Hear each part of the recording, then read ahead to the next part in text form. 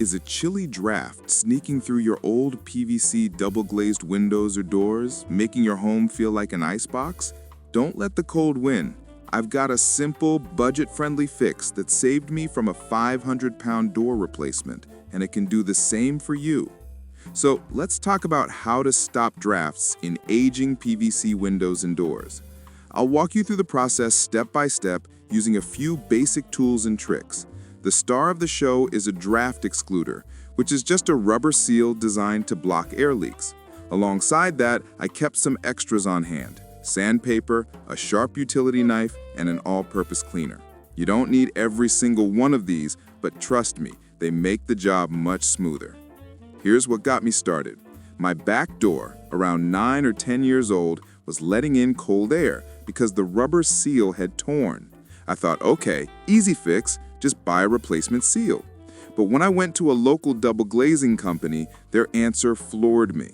They said they don't sell seals and that I'd need a brand new door. Price tag? £500. All for a worn-out strip of rubber. No thanks. Instead, I hopped on Amazon and found a replacement draft excluder for just $24.99, delivered to my door. After measuring and testing, it turned out to be a perfect fit. That's when I decided I have to share this. Now, one thing to keep in mind, seals aren't one size fits all. Manufacturers change their designs every few years, which means the groove size or rubber style can vary. For my door, the groove was about 0.5 millimeters, half a centimeter, and the new seal fit into the groove snugly. Always test a short piece first before you commit. If your gap is wider, say over a centimeter, you might need a heavy-duty seal like the industrial versions you see on TikTok. But for today, we're sticking with this affordable option. Here's how I tackled the job. First, I had to deal with the old seal, which was in bad shape. Using a utility knife, I carefully sliced it away from the frame. Now, my seal was glued on rather than slotted into a groove, which made things a little trickier. I took my time, cut it free, and made sure the surface underneath was clean. Once the old seal was gone, I gave the frame a quick rub with sandpaper, just enough to smooth out residue, and then wiped it down with all-purpose cleaner. Nothing fancy, just enough to prep the surface so the new seal would stick properly. With the frame ready, I cut a small test piece of the new draft excluder to make sure it fit into the groove. It slid in perfectly, snug and secure, which is exactly what you want. Then I worked my way around the frame, pressing the seal in firmly. A soft cloth helps to push it into place if your fingers get sore. I started at the bottom of the door, leaving a tiny bit of overhang at the corners for a tighter fit. Some guides online get fussy about fancy angled cuts, but honestly, a simple square butt joint did the trick. I trimmed off the excess with pliers, and that was that. All in all, it took about 45 minutes, and that includes stopping to wrestle with poor winter lighting and a curious dog. But here's the twist. Once the seal was in, I noticed drafts were still sneaking in on the hinge side. To figure out where the gaps were, I tried something unconventional. I spread a bit of brown sauce along the new seal, closed the door, and then checked where it transferred. Where the sauce left a mark, the seal was making contact. Where it didn't, there was a gap. Not the cleanest method, I'll admit, cleaning it off was a pain, but it worked. That test revealed a significant gap near the hinges, which I fixed by adjusting the door's hinges with an Allen key to pull it closer to the frame. Problem solved. So let's recap. What you'll need is a replacement draft excluder. Make sure you measure your groove size first, a utility knife, some sandpaper, and a cleaner. The process is straightforward. Remove the old seal, prep the frame, test fit the new seal, and install it carefully. If your frame is sound, this little fix will hold up well and save you a fortune. For me, spending $24.99 instead of £500 was a no-brainer. My kitchen is warmer, the drafts are gone, and the heating bill is thanking me. If DIY isn't your thing, maybe rope in a friend or neighbor. Most would happily help for a pizza or a... One of the biggest surprises I had while doing this project was just how much of a difference such a small change can make. It's literally just a strip of rubber, but replacing it made my kitchen noticeably warmer, and the heating doesn't kick in as often.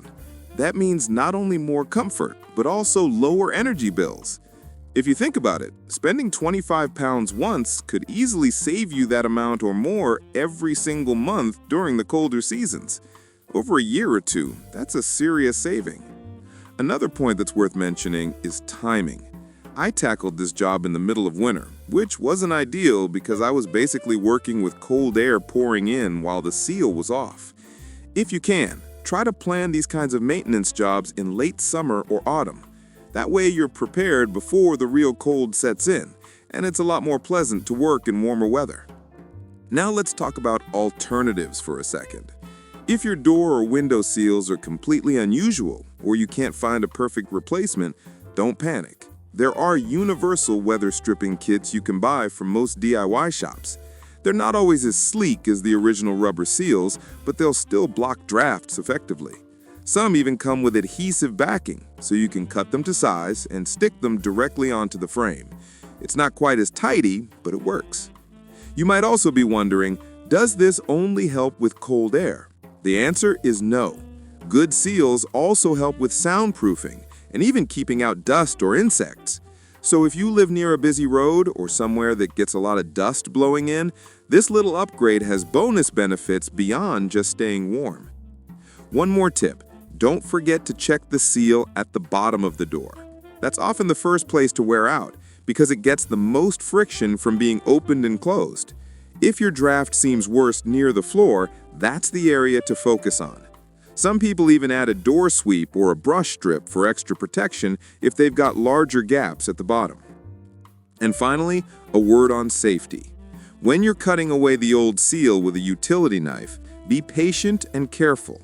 The blades are very sharp, and you're often working in awkward positions along the frame. A slip could easily mean a nasty cut, so always cut away from your body and take your time. This is a simple job, but it's not worth rushing.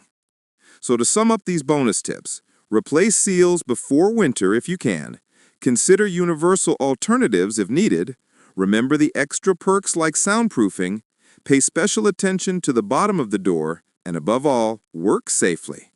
With all that in mind, you're set up for success.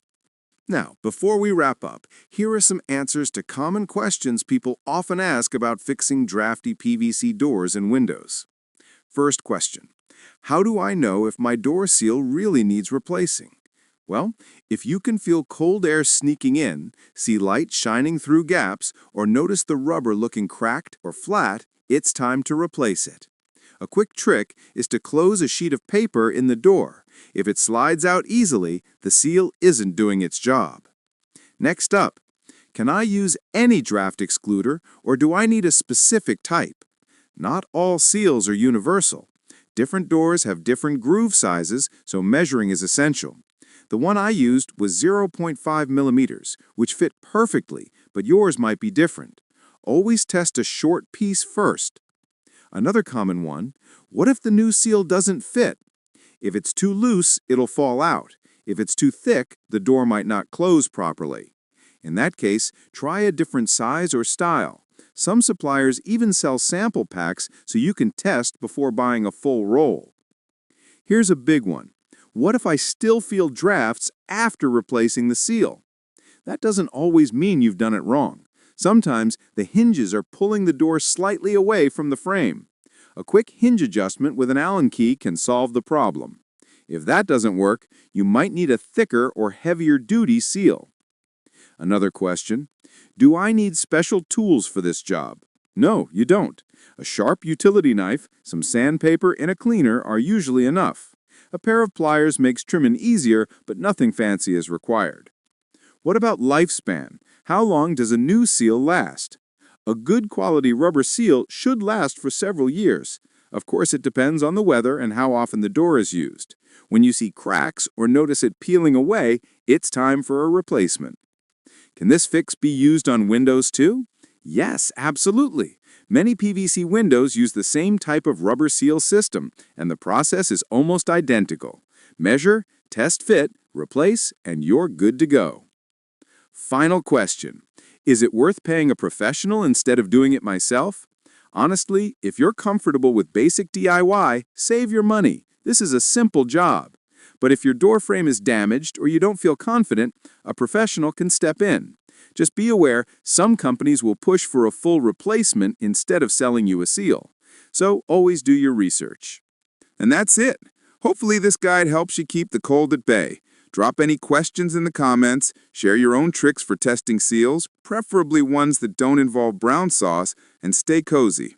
Measure twice, cut once, and remember, sometimes the simplest fixes make the biggest difference.